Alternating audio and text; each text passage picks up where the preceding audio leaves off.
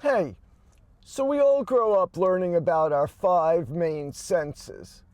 But there is another one working quietly inside us that we use constantly and never talk about, and maybe not even know the name. That is proprioception, and it is our sense of where our body is in space and how it moves without us having to think about it.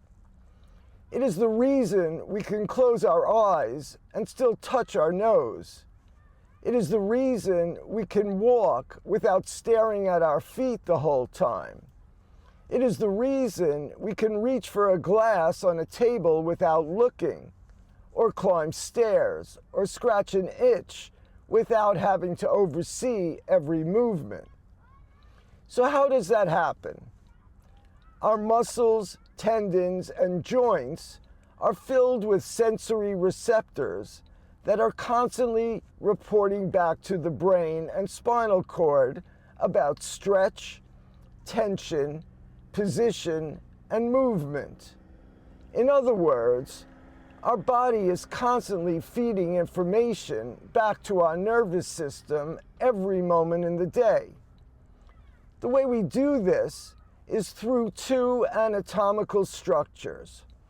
First are what's called muscle spindles, which detect when a muscle is being stretched and how fast that stretch is happening. The second are the Golgi tendon organs. Golgi was a famous scientist, and they named a few things for him. These are located between muscles and tendons and detect tension and force. So one system helps monitor movement and position, while the other helps protect us from being too ambitious with the luggage. Most of us never notice proprioception because when it works, we are unaware. But when it does not work properly, movement gets clumsy and quickly. We can lose balance, misjudge force, trip more easily, or need to look directly at a body part just to guide it accurately. And this is also part of why alcohol and certain drugs make us look unsteady.